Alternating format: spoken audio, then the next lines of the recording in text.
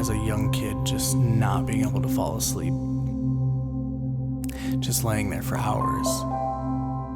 And this was before kids had iPads and cell phones, so I would literally just stare at the ceiling almost every night. It's something you think you'll grow out of one day, but it followed me even into my teenage years. Late at night, all my friends are asleep, nothing on TV, and I'm just alone with my thoughts.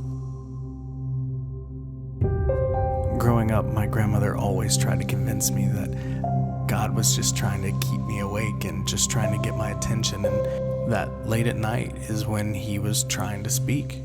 And as a kid, you don't think anything about that. It doesn't sound real, doesn't sound plausible, it's just words.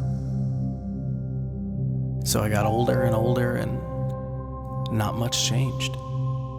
I started playing music and I'd be up at 4 or 5 a.m. just with a guitar in the dark, getting these songs.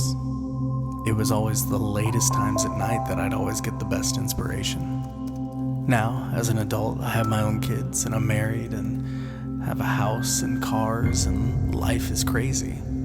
And I think a part of me is still waiting to grow out of this nocturnal lifestyle.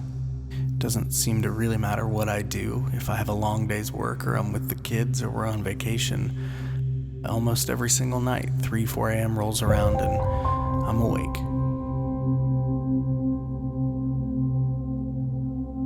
Lately, everything has been so crazy, and I think with transition in life and with the pandemic happening and people losing their jobs, I think a lot of people maybe are up later than they normally would be. I think stress and anxiety can keep us up. You're sitting there worried about all the things that could happen.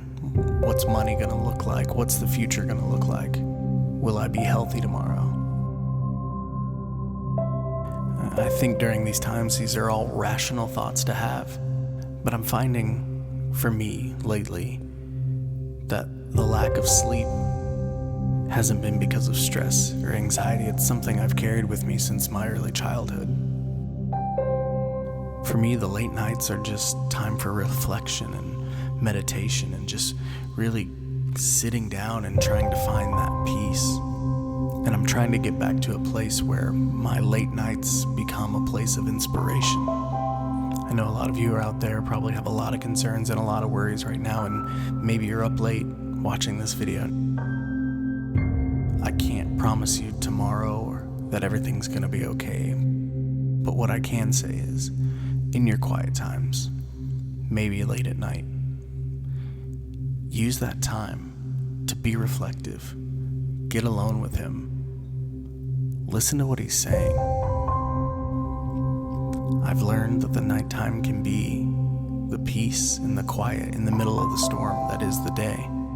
1,000 things are screaming for our attention every single moment, but it's late at night that I can drown out all that noise and I can just focus on what he's trying to say.